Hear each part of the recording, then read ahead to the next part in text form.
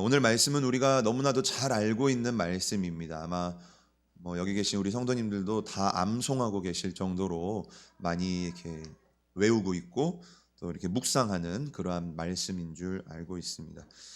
예수님을 믿고 그리스도인이 된 사람들, 하나님을 믿는 사람은요, 삶에 많은 변화를 경험을 하게 됩니다.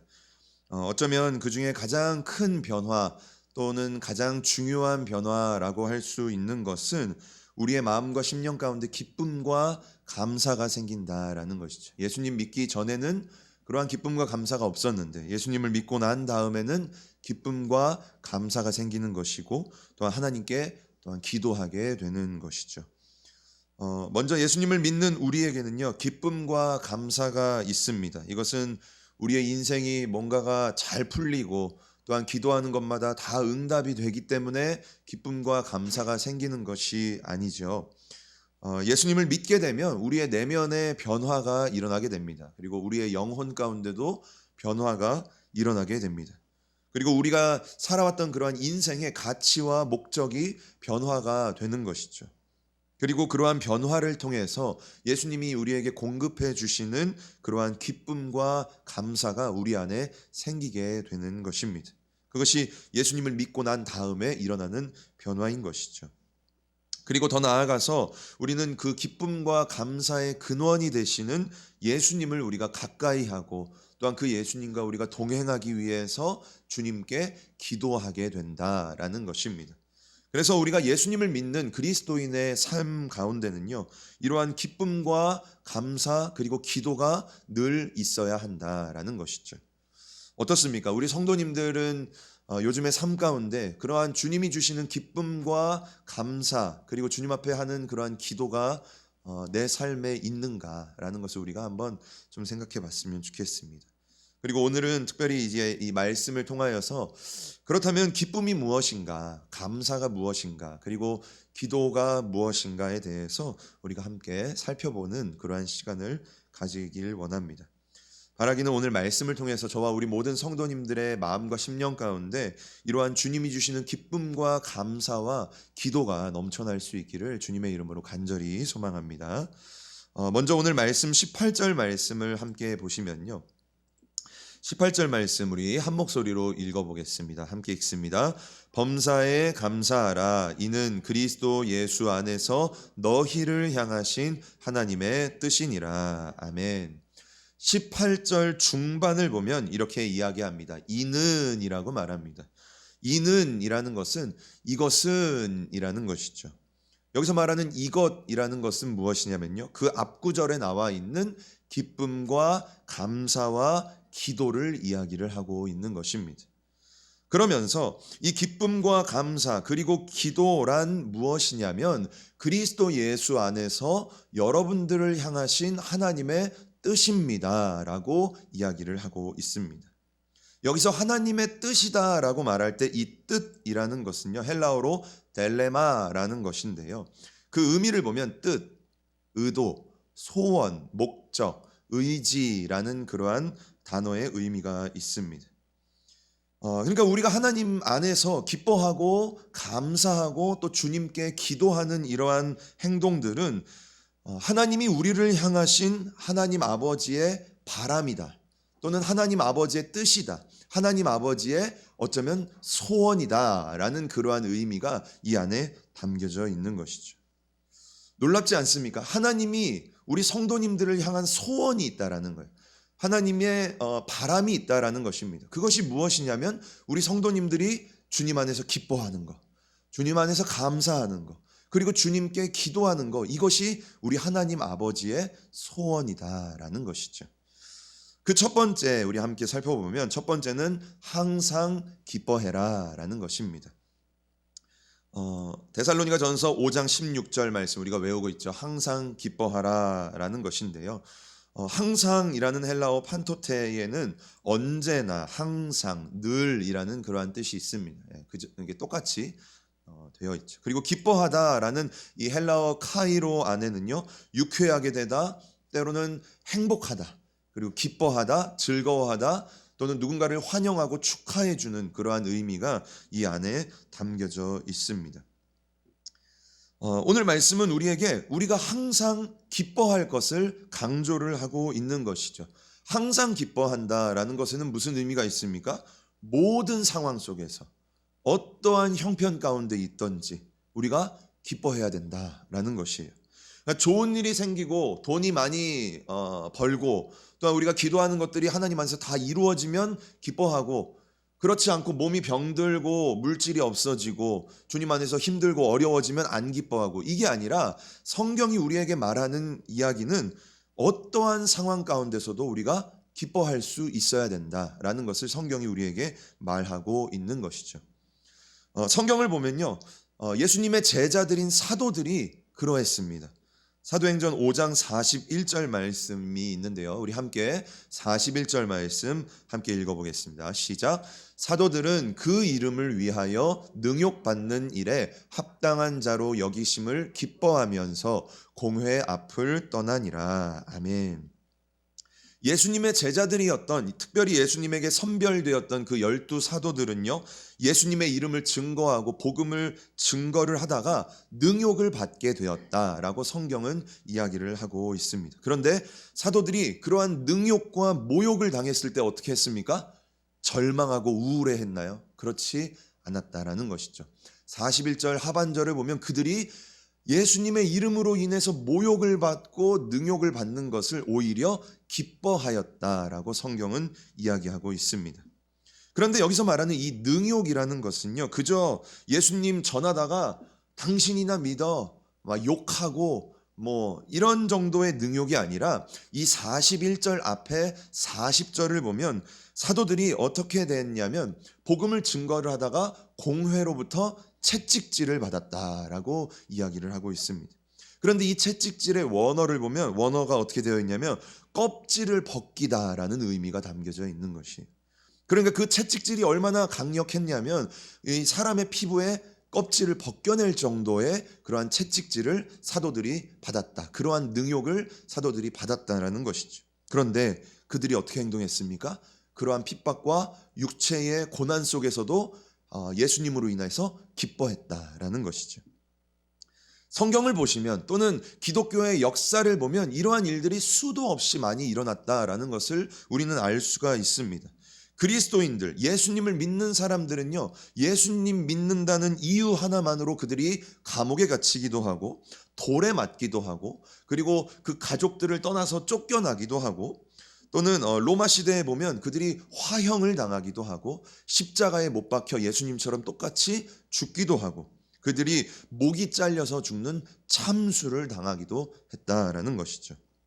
그런데 그들이 그러한 고난과 그러한 어려움 속에서 어떻게 행동했습니까? 그들이 주님께 감사하면서, 주님께 기뻐하면서 그러한 어려움과 핍박을 감수했다라는 것이죠.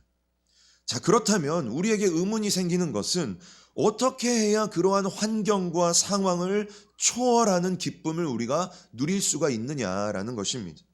우리는 그렇지 않습니까? 생활을 하다가 당장 돈이 떨어지고 생활비가 없어지면요, 기뻐했다가도 하루아침에 우리의 기쁨이 다 무너지는 것입니다. 남편과 아내와 또는 자녀 가운데 우리가 다툼이 일어나고 뭐는 싸움이 일어나게 되면요, 우리 안에 있었던 기쁨이 한순간에 다 사라져 버린다라는 것이에요. 그게 우리의 인간의 연약함이다라는 것이죠. 그런데 어떻게 해야 우리가 이러한 항상 기뻐하는 그러한 모습을 가질 수가 있느냐, 소유할 수 있을까라는 것이죠. 그 원리는요, 참 간단합니다. 그리고 우리 모든 성도님들이 이미 알고 있는 방법입니다. 그런데 그것을 우리가 지키지 못하는 것일 뿐이고 누리지 못하는 것이죠. 어떻게 하면 우리 가운데 그러한 기쁨을 누리는 삶을 살 수가 있을까요? 그 방법은 바로 우리가 주님 안에 거하는 삶을 사는 것입니다. 우리가 예수님 안에 거하는 삶, 예수님과 함께 동행하는 삶을 사는 것이죠. 내가 예수님 안에, 예수님이 내 안에 계시면 그러한 기쁨을 누리는 삶을 살 수 있다라는 것입니다. 빌립보서 3장 1절 말씀을 보면 우리에게 이렇게 이야기하고 있습니다. 우리 함께 1절 말씀 한 목소리로 읽어보겠습니다. 시작. 종말로 나의 형제들아 주 안에서 기뻐하라. 너희에게 같은 말을 쓰는 것이 내게는 수고로움이 없고 너희에게는 안전하니라. 아멘. 빌립보서 3장 1절은 우리에게 이렇게 이야기하죠. 끝으로 형제 여러분 뭐라고 말합니까? 주님 안에서 기뻐하십시오 라고 이야기를 하고 있습니다. 그리고 1절 맨 하반절을 보면 그것이 여러분들에게 안전함입니다 라고 이야기하고 있습니다. 우리는 예수님 안에 거할 때 기뻐할 수 있다라는 것이죠. 우리의 눈에 보이지 않지만 나와 함께 하시는 하나님, 예수님, 그리고 지금도 우리 안에 계신 그 예수님을 우리가 바라보고 그 예수님을 의식하면서 그 예수님을 우리가 찾을 때에 우리는 주님 안에서 기쁨을 누릴 수 있다라는 것입니다. 시편 16편 11절 말씀을 보면 또 이러한 말씀이 있습니다. 우리 함께 또 11절 말씀 함께 읽어보겠습니다. 주께서 생명의 길을 내게 보이시리니 주의 앞에는 충만한 기쁨이 있고 주의 오른쪽에는 영원한 즐거움이 있나이다. 아멘. 예수님을 모르는 사람들은요, 세상 속에서 기쁨을 찾으려 합니다. 세상적인 방법으로 즐거움을 취하려고 합니다. 하지만 우리 그리스도인들, 우리 예수님을 믿는 사람들은요, 어디에서 기쁨을 찾아야 됩니까? 우리 주님에게서 기쁨을 찾아야 된다라는 거예요. 예수님 안에서 기쁨을 찾아야 된다라는 것이죠. 왜 그렇습니까? 우리 주님의 앞에는요, 충만한 기쁨이 있고 우리 주님의 오른편에는요, 영원한 즐거움이 있기 때문이다 라고 성경은 우리에게 말하고 있는 거죠. 바로 예수님이 우리의 기쁨의 근원이 되신다라는 것입니다. 시편 4편 7절 말씀을 보면 또 이렇게 이야기합니다. 우리 함께 7절 말씀도 읽어보겠습니다. 시작. 주께서 내 마음에 두신 기쁨은 그들의 곡식과 새 포도주가 풍성할 때보다 더하니이다. 아멘. 시편을 기록한 저자는요, 오늘 우리에게 이렇게 이야기하고 있는 거예요. 곡식과 포도주의 풍성함보다, 여기서 말하는 곡식과 포도주의 풍성함은 지금으로 따지면 무엇입니까? 돈이 많은 거죠. 부동산이 많이 있는 거예요. 집이 몇 채나 있는 거예요. 우리가 건물주로서 막 건물을 몇 채를 소유하고 있는 그러한 기쁨을, 세상적인 기쁨을 우리에게 말하는 거죠. 그런데 시편 기자는, 시편을 쓴 저자는 뭐라고 말합니까? 그러한 곡식과 포도주의 풍성함보다 주님이 내 마음에 주신 그 기쁨이요 더 풍성하다, 더 충만하다라고 성경은 우리에게 이야기를 하고 있습니다. 세상이 우리에게 주는 기쁨은요, 주님이 우리에게 주시는 기쁨과 비교할 수 없다라는 것을 우리에게 이야기하고 있죠. 그래서 결론적으로 빌립보서 4장 4절 말씀을 보면 또 우리에게 이렇게 이야기합니다. 우리 한 목소리로 한 번 더 읽어보겠습니다. 시작. 주 안에서 항상 기뻐하라. 내가 다시 말하노니 기뻐하라 라고 말하고 있습니다. 오늘 하나님이요, 우리 성도님들에게 이렇게 이야기하고 있는 거예요. 세상에서 기쁨을 찾으려 하지 말고, 어떠한 물질과 어떠한 환경에서 기쁨을 찾으려고 하지 말고 주님 안에서 항상 기뻐하라 라고 이야기를 하고 있는 것이죠. 그게 바로 변하지 않는 기쁨, 영원한 기쁨이기 때문에 그 기쁨을 우리가 찾아야 된다라고 성경이 우리에게 이야기를 하고 있습니다. 우리 그리스도인들은요, 어떻게 기뻐할 수 있을까요? 어디에서 기쁨을 찾을 수 있을까요? 우리는요, 주님 안에서 기쁨을 찾을 수 있다라는 거예요. 우리는 주님 안에서 기쁨을 찾아야만 된다라는 것이죠. 세상의 그러한 헛된 즐거움과 헛된 만족을 쫓아가서는 안 된다라는 것입니다. 세상이 주는 즐거움은요, 그 즐거움도 즐겁습니다. 즐겁지 않은 게 아니에요. 하지만 세상이 우리에게 주는 즐거움과 기쁨은요, 불완전한 기쁨이다라는 거죠. 그리고 그 기쁨은 잠깐의 기쁨이다라는 것이죠. 그것을 누릴 때는 기쁜 것 같은데 그것이 없어지면요, 금세 그 기쁨은 사라져 버린다라는 것이. 마치 우리가 바닷물을 먹게 되면 어떻게 되죠? 바닷물을 마시면요, 잠깐의 시원함은 있습니다. 그 바닷물을 마시니까. 그런데 그 이후에 어떻게 됩니까? 더 큰 갈증이 우리에게 생기는 것이죠. 세상의 기쁨도 마찬가지인 것입니다. 세상이 우리에게 그러한 잠깐의 기쁨을 주는 것 같은데요, 그 세상의 기쁨으로 만족하려고 하면 우리는 점점 더 세상으로 빠져들게 되고 점점 더 세상을 찾게 된다라는 것이지. 항상 기뻐하라. 성경은 오늘 우리에게 이렇게 이야기를 하고 있습니다. 우리는 어떻게 기뻐할 수 있습니까? 주님 안에서 기뻐할 수 있다라는 것을 우리가 함께 살펴봤습니다. 항상 주님이 주시는 그러한 기쁨과 그러한 만족을 통해서 늘 우리의 삶과 우리의 마음과 우리의 심령 가운데 그러한 기쁨과 행복을 누릴 수 있는 우리 성도님들이 되길 주님의 이름으로 간절히 축복합니다. 자, 두 번째 성경이 오늘 우리에게 말하는 것은요, 모든 일에 있어서 감사해라라는 것입니다.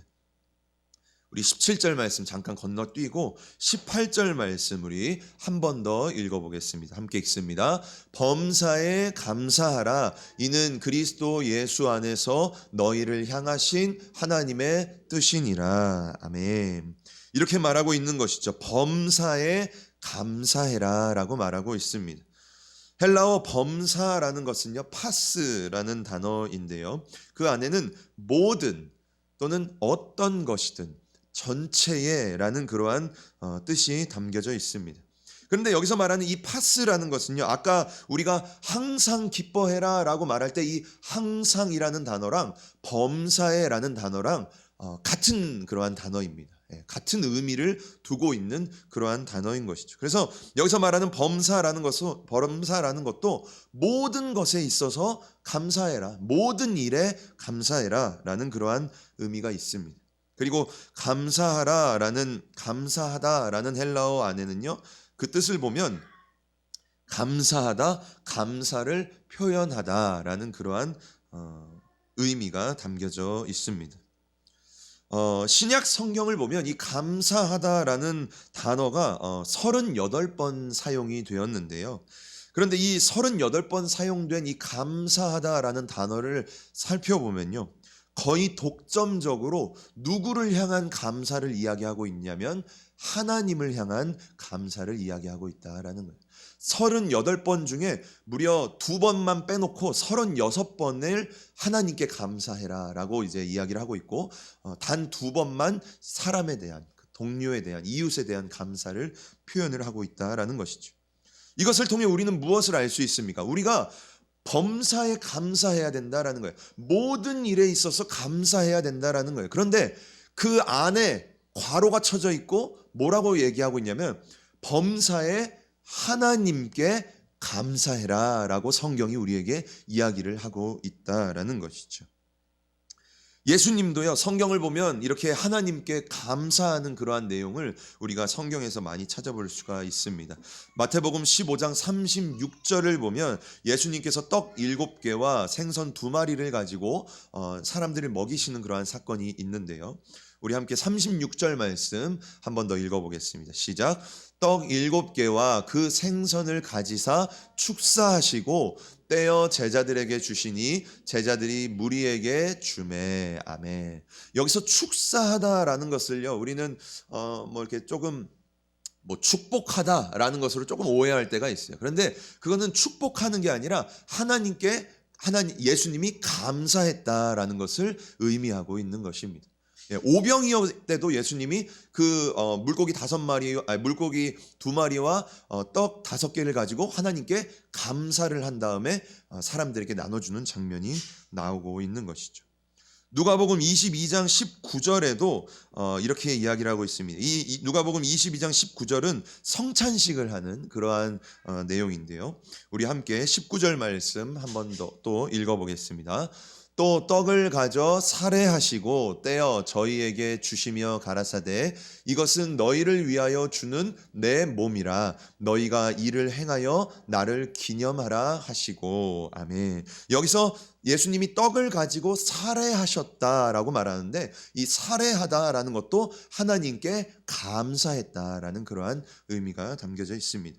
그리고 이 외에도 예수님은요, 신약 성경을 보면 수차례에 걸쳐서 하나님께 감사하는 내용, 나사로를 살리실 때도요, 하나님께 감사하고 나사로야 나오너라 라고 이야기를 하고 있고, 또 예수님이 기도하실 때도 하나님께 감사하는 그러한 내용이 많이 나오고 있습니다. 이처럼 예수님은 우리에게 어떠한 모습을 가르치고 있습니까? 예수님도 하나님께 감사하는 그러한 삶을 사셨다. 우리도 하나님께 그렇게 감사하는 삶을 살아야 된다라는 것이죠. 그리고 사도 바울도요, 사도 바울이 썼던 많은 편지 가운데 하나님께 감사하는 그러한 편지를 많이 기록을 했습니다. 너무나 많아서 제가 데살로니가 전서와 후서에서만 이러한 내용을 이제 추려봤는데요. 무려 데살로니가 전후서에서 사도 바울은 5번에 걸쳐서 하나님께 내가 항상 감사한다. 꼭 항상이라는 단어가 나오더라고요. 항상 감사하는 그런 내용이 나오는데 우리 함께 간단하게 살펴보겠습니다. 데살로니가 전서 1장 2절 말씀 우리 한번 읽어보겠습니다. 시작. 우리가 너희 무리를 인하여 항상 하나님께 감사하고 기도할 때에 너희를 말함은. 아멘. 네, 전서 1장 2절 그 편지의 서두에서부터 사도 바울은 그들에게 내가 여러분들로 인해서 하나님께 항상 감사합니다라고 이야기를 하고 있습니다. 데살로니가 후서 1장 3절 말씀을 보면요, 이건 읽지 않겠습니다. 또 이렇게 말하죠. 눈으로 한번 보시면 형제들아 우리가 너희를 위하여 항상 하나님께 감사하고 있다라고 이야기를 하고 있는 거죠. 데살로니가 후서 2장 13절 상반절에서도 사도 바울은 이렇게 이야기합니다. 형제들아 우리가 항상 너희를 위하여 마땅히 하나님께 감사할 것은 이라고 말하면서 사도 바울은 그 성도들을 통해서 하나님께 늘 감사하고 있는 모습을 우리에게 이야기를 하고 있습니다. 이처럼 우리는 우리의 모든 생활 가운데, 우리의 모든 사역 가운데, 우리의 모든 모습 가운데 하나님께 감사하는 그러한 모습을 우리가 예수님을 통해서 배워야 되고 사도 바울을 통해서도 우리가 배워야 한다라는 것을 알 수가 있습니다. 그런데 아까 제가 말씀드렸던 이 기쁨의 원리가 있지 않았습니까? 기쁨의 원리가 무엇이었냐면 주님 안에서 우리가 기뻐할 수 있다. 그러니까 예수님을 통해서 우리는 기쁨을 누릴 수 있다라는 것을 아까 말씀드렸는데요. 감사에도 그러한 원리가 있습니다. 감사에도 원리가 있는데 감사의 원리는 무엇이냐면 우리 예수님을 힘입어서 우리가 감사할 수 있게 된다라는 것입니다. 먼저 에베소서 5장 20절 말씀을 보면 이렇게 이야기합니다. 우리 함께 20절 말씀 읽어보겠습니다. 시작. 범사에 우리 주 예수 그리스도의 이름으로 항상 아버지 하나님께 감사하며. 아멘. 에베소서 5장 20절 말씀을 보면요, 이번엔 2번이나 강조합니다. 범사에라고 말하고 또 중간을 보면요 또 항상 감사한다라고 말해요. 그런데 이처럼 범사에 감사하고 항상 감사하는데 누구를 통해서 그렇게 감사를 경험하게 됩니까? 예수님의 이름을 통해서 감사를 경험한다라고 이야기를 하고 있습니다. 골로새서 3장 17절을 보면 좀 더 분명하게 우리에게 이야기를 하고 있는데요. 17절 말씀도 계속해서 말씀을 통해 살펴보겠습니다. 함께 읽겠습니다.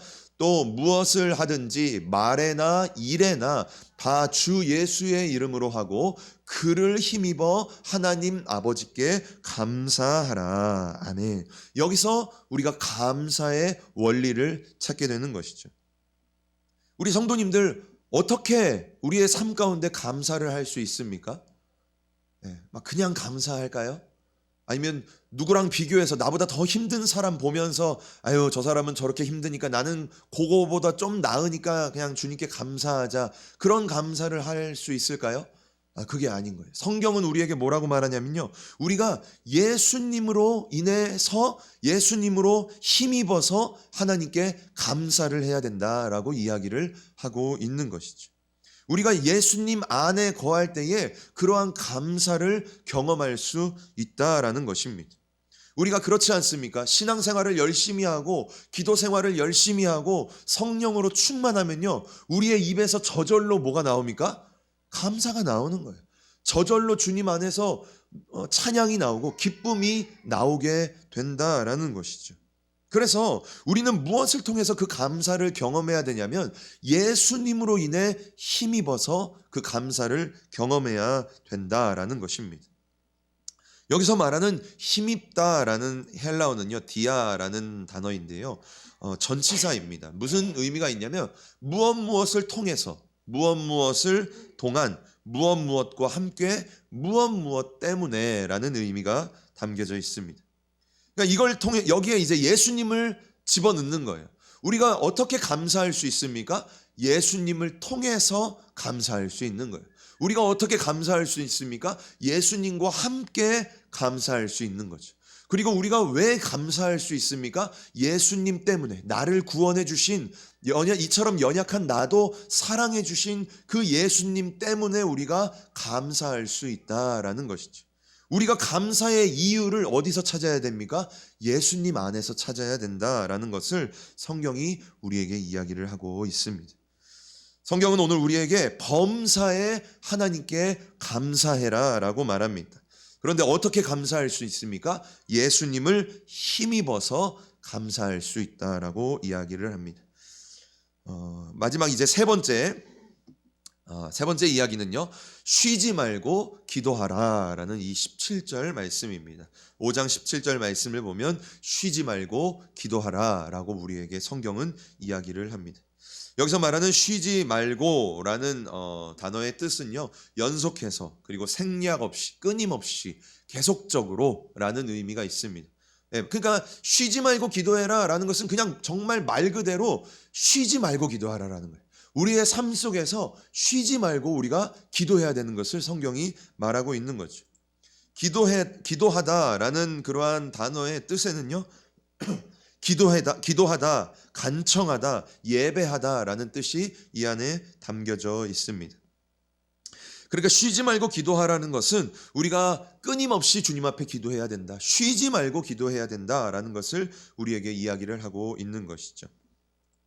이 기도라는 단어를 국어사전에서 찾아보면요, 이렇게 말합니다. 인간보다 뛰어난 절대적 존재에게 비는 행동, 그러한 의식을 기도라고 이야기를 합니다. 우리 그리스도인들도 이러한 기도를 하죠. 나의 힘으로는 어떻게 할 수가 없어서 절대적인 존재, 전능하신 우리는 하나님께 나의 원함과 나의 소원을 기도할 때가 있습니다. 하나님, 제 힘으로는 어떻게 할 수가 없어요. 주님 좀 도와주세요. 이렇게 우리가 기도를 종종 합니다. 그런데 성경이 말하는 기도, 그리고 성경이 우리에게 강조하는 이 기도의 목적을 우리가 보면요, 이러한 사전적인 의미와는 조금 거리가 먼 것을 우리는 발견할 수가 있습니다. 우리는 쉬지 말고 기도해야 되는데 먼저 성경이 말하는 기도가 무엇인지를 우리가 좀 분명하게 알아야 된다라는 것이죠. 결론부터 말씀드리면 성경이 우리에게 말하는 기도라는 것은 무엇일까요?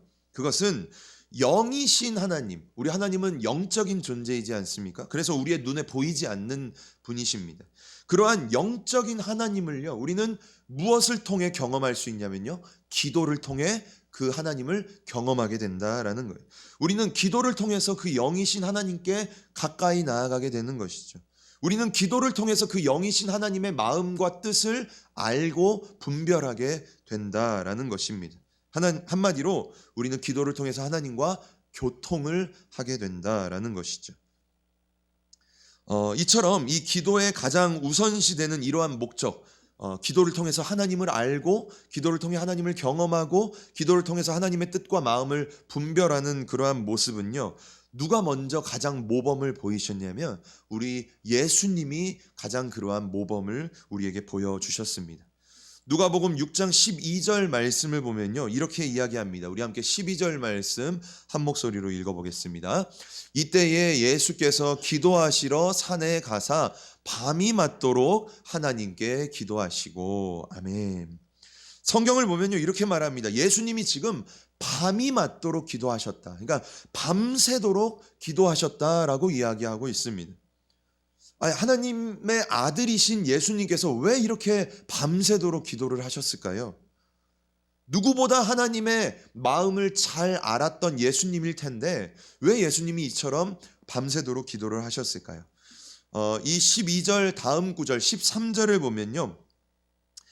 무슨 내용이 나오냐면 이러한 내용이 나옵니다. 예수님께서 이처럼 밤새도록 기도하신 다음에 그 다음날 어떠한 일을 행하시냐면 12명의 제자를 따로 세우시게 됩니다. 그들을 사도로 부르시게 되는 그러한 일을 행하시게 됩니다. 예수님은요, 왜 그렇게 밤새도록 기도하셨습니까? 그 일을 행하기 위해서 12명의 사도를 세우기 위해서 기도하셨다라는 거죠. 그런데 예수님이 왜 기도하셨습니까? 하나님의 마음과 뜻을 알기 위해서 기도하셨다라는 거예요. 12명의 이 귀한 직분자, 이 사도들을 세워야 되는데 주님의 마음과 주님의 뜻에 합당한 주님의 마음, 하나님의 마음에 드는 그러한 사도를 세우시기 위해 그렇게 밤이 새도록 기도를 하셨다라는 거죠. 하나님의 마음을 알기 위해 예수님도 밤이 새도록 기도하셨다라는 것입니다. 그리고 누가복음 22장 44절 말씀, 우리가 너무나 잘 알고 있는 이 겟세마네 기도를 보면요, 이렇게 말하고 있습니다. 우리 함께 44절 말씀도 한 목소리로 읽어보겠습니다. 예수께서 힘쓰고 애써 더욱 간절히 기도하시니 땀이 땅에 떨어지는 핏방울같이 되더라. 아멘. 네, 우리도 아마 우리의 일평생 동안 이렇게 기도할 수 있는 기회가 있을지 모르겠어요. 뭐라고 말하고 있습니까? 예수님께서 지금 기도를 하시는데 무려 3가지의 표현을 합니다. 힘쓰셨고 애쓰셨고 더욱 간절하게 기도하셨다라고 말하고, 그렇게 기도한 결과 어떻게 되냐면요, 예수님이 땀이 흐른 거예요. 우리가 막 간절하게 우리도 기도하다 보면 땀이 나지 않습니까? 그런데 예수님이 그렇게 땀이 흘렀는데 그 땀이 어떻게 보였냐면 땅에 떨어지는 핏방울과 같이 되었다라고 이야기하고 있는 것입니다. 그러니까 여기서 무엇을 알 수 있습니까? 예수님의 기도의 간절함을 우리가 알 수 있는 거예요. 예수님이 정말로 간절함으로 정말로 애씀으로 지금 기도를 하고 계시다라는 것을 우리가 알 수 있는 것이죠. 그런데 왜 하나님의 아들이신 예수님이 이처럼 간절하게, 이처럼 정말 애쓰면서 기도를 하셨을까요? 그 이유가 무엇이었을까요? 누가복음 22장 42절 말씀을 보면 그 이유를 우리가 알 수가 있죠. 우리 한 목소리로 또 42절, 이게 우리의 고백이, 우리의 기도의 고백이 되었으면 좋겠는데요. 우리 함께 42절 말씀 한 목소리로 읽어보겠습니다. 이르시되 아버지여, 만일 아버지의 뜻이거든 이 잔을 내게서 옮기시옵소서. 그러나 내 원대로 마시옵고 아버지의 원대로 되기를 원하나이다 하시니. 아멘. 여기서 말하는 이 예수님의 기도, 예수님의 고백은요, 단순히 주님, 하나님, 그냥 하나님의 뜻대로 되게 도와주세요 라는 그 정도의 기도의 수준이 아니라 그것을 뛰어넘어서 아버지 하나님의 그 뜻이 나의 뜻이 되기를 원합니다 라는 그러한 수준의 지금 기도다라는 것을 우리가 알 수가 있습니다. 그러니까 예수님이 지금 무엇을 기도하고 있는 것입니까? 아버지의 마음이 나의 마음이 되기를 원합니다. 아버지의 뜻이 나의 뜻이 되기를 원합니다. 그래서 내가 그 십자가를 감당하기를 원합니다 라는 그러한 기도를 예수님이 지금 하나님에게 하고 있는 것이죠. 우리의 기도 가운데도요, 이러한 모습이 필요하다라는 것입니다. 나의 원함과 나의 소원, 하나님 이거 해주세요, 하나님 저거 해주세요, 하나님 저에게 뭘 좀 허락해 주세요, 이것 좀 되게 해주세요, 이러한 초보적인 기도를 우리가 뛰어넘어서 이제는 우리의 기도가 어떻게 돼야 되냐면, 하나님, 나를 향하신 하나님의 그 마음이 나의 마음이 되게 도와주세요. 나의 가정과 나의 자녀와 내 인생을 향한 아버지의 그 뜻이 나의 뜻이 되게 해주세요 라는 그러한 기도가 우리의 기도가 되어야 된다라는 것이죠. 그래서 나의 욕심과 나의 가치와 나의 어떠함을 다 내려놓고 주님 뜻대로 내가 살기를 원합니다 라는 것이 기도의 목적. 우리가 기도를 하는 이유가 무엇이냐? 그것을 이루기 위해서 우리는 기도를 해야 된다라는 것이고, 성경은, 오늘 말씀은 우리에게 그것을 이루기 위해 쉬지 말고 기도해라, 쉬지 말고 하나님의 뜻을 구하고 쉬지 말고 하나님의 그 마음을 구하는 기도를 해라 라고 우리에게 이야기를 하고 있는 것입니다. 말씀의 결론을 한번 맺어보도록 하겠습니다. 오늘 말씀은 우리에게 3가지를 이야기하고 있어요. 기쁨과 감사, 그리고 기도를 우리에게 이야기하고 있습니다. 항상 기뻐하고 항상 감사해라라고 하나님은 우리에게 이야기하고 있습니다. 하나님은 오늘 우리 성도님들에게 항상 기뻐하고 항상 감사할 것을 지금 저의 입술을 통해 오늘 말씀을 통해 오늘 우리 성도님들에게 증거하고 말씀하고 계시다라는 것이죠. 그리고 그것을 위해 주님의 뜻을 구하며 쉬지 말고 기도할 것을 오늘 우리에게 이야기를 하고 있습니다. 그리고 그 18절 말씀 하반절에 보면 그것이 우리를 향하신 우리 성도님들을 향하신 하나님의 뜻이다. 하나님의 소원이고 하나님의 바람이다라고 우리에게 이야기를 하고 있습니다.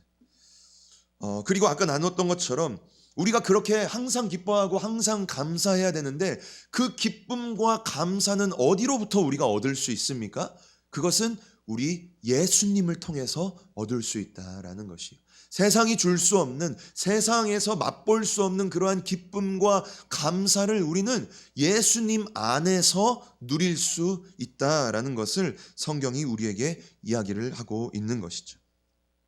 우리의 삶을 한번 되돌아보셨으면 좋겠습니다. 어떻습니까? 저와 우리 성도님들의 삶 가운데 그러한 기쁨과 감사가 있으십니까? 주님이 나에게 주시는 그러한 샘솟듯 나오는 그러한 기쁨과 모든 일에 있어서 무슨 일을 하든지 무슨 말을 하든지 주 예수의 이름으로 하고 항상 하나님께 감사해라 라고 말하고 있는데 그러한 감사가 우리 가운데 과연 있냐라는 것이죠. 그리고 나의 삶을 향한 또한 우리의 가정을 향한 그리고 나를 통해서 우리 교회 가운데 이루실 그러한 하나님의 마음과 뜻을 내가 알기 위해서 과연 기도하고 있느냐라는 것을 우리가 한번 생각해 봤으면 좋겠다라는 것입니다. 그리고 오늘 말씀을 통해서 우리가 다시 한번 그러한 기쁨과 감사 그리고 기도를 회복하는 그러한 계기가 되었으면 좋겠다는 소망이 있습니다. 저와 우리 모든 성도님들의 마음과 심령 가운데 정말 간절히 바라기는 우리 예수님이 주시는 그러한 기쁨과 감사가 항상 넘쳐나기를 간절히 축복합니다. 우리의 마음 가운데, 우리의 가정 가운데, 우리의 자녀 가운데 그러한 기쁨과 감사가 넘쳐나기를 원하는 것이죠. 그리고 더 나아가 기도를 통해서 우리가 쉬지 말고 기도함을 통해서 주님의 마음을 우리가 알고 나를 향한 주님의 그 뜻을 분별해서 우리의 주님의 마음을 기쁘시게 해드리는 그리고 주님의 그 뜻에 합당한 삶을 살 수 있는 그러한 믿음의 사람이 우리가 되었으면 좋겠습니다. 그러한 은혜가 저와 우리 모든 성도님들에게 있기를 주님의 이름으로 간절히 축복합니다.